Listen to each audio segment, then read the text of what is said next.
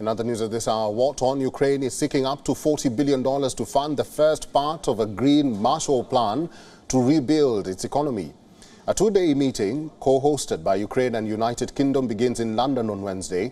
Politicians and financiers will discuss the country's short-term funding issues as well as look at long-term reconstruction efforts. The World Bank estimates Ukraine's reconstruction will cost $411 billion, 3 times the country's gross domestic product. Since Russia's invasion in February 2022, external backers have poured at least $59 billion into Ukraine for financing needs. A deputy head of President Volodymyr Zelensky's office said the first focus will be the iron and steel industry. The sector contributed around 10% of Ukrainian GDP in 2021, a third of export revenues, and employed around 600,000 people.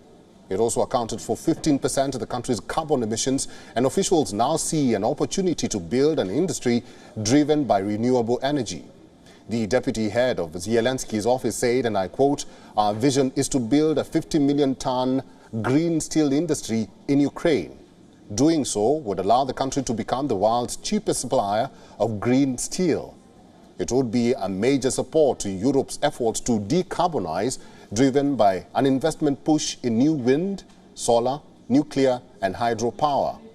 In order to raise $20 to $40 billion in initial funding, Ukraine plans a coalition of industry, public and private sector stakeholders."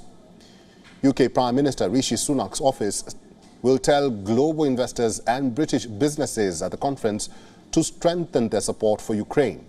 US lawmakers recently introduced a bill that will make it easier for Ukraine to fund its fight against Russia by using seized and frozen Russian assets. Experts say private sector involvement is key, and the public sector alone cannot help Ukraine rebuild its economy. Some economists suggest Ukraine needs a NATO security guarantee to rebuild with private sector involvement.